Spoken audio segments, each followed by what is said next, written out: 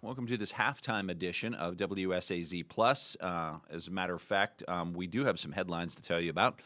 We will have a newscast coming up at 10 o'clock on the Tri-State CW after the game, and then we will also be on after the Olympics. And if that's not until after midnight, don't worry, we're still going to have news for you. So we will be there. We do have to tell you about some news headlines today.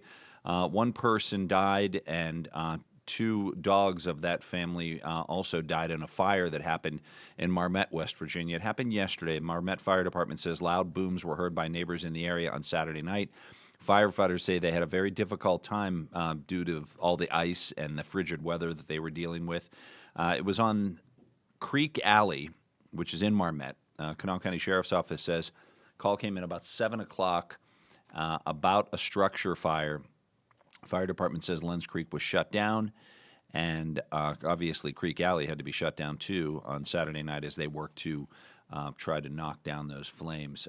Joined now by Taylor, who has some other news headlines of the day. Yeah, so next, Tim, we're going to head to Kanawha County, West Virginia, which we just told you about one of our headlines there. Our second one this evening, two people facing charges after a chase that ended in two separate crashes. This happened at about 11 o'clock last night, and today we have received an update from the Kanawha County Sheriff's Office detailing more about the arrest of these two. Court documents say a deputy noticed two yellow Camaros that were speeding in what the deputy says appeared to be a competitive manner. That was according to the complaint. The deputy says he tried to pull them over. That's when they allegedly sped off on McCorkle Avenue. Officials saying that one of the drivers that you see here, Caleb Robinette, crashed just before Riverview Drive, and the other, William Wallace, they said kept on going before eventually crashing into a tree, both charged with fleeing.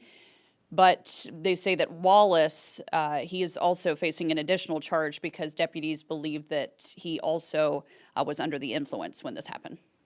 All right, next this evening, our next headline here for you on WSAZ Plus. A West Virginia state trooper recovering after he was hit by a train in Logan County on Saturday. His cruiser hit by the train.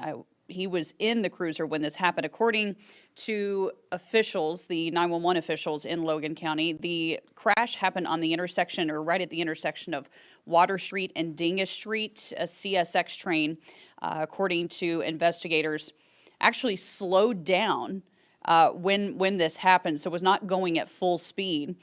But investigators say it appears the trooper was trying to stop, but that weather played a factor in this. They did say, though, that everyone is okay, everyone on the train and the trooper recovering from his injuries. They said there was surprisingly very minimal damage to the police cruiser, but our reporter Hannah Bazet is going to have a full story on that for us at 10 and 11 as well, Tim. One of the national stories that we're following continues to be that story out of Arizona regarding Savannah Guthrie's mom. Right.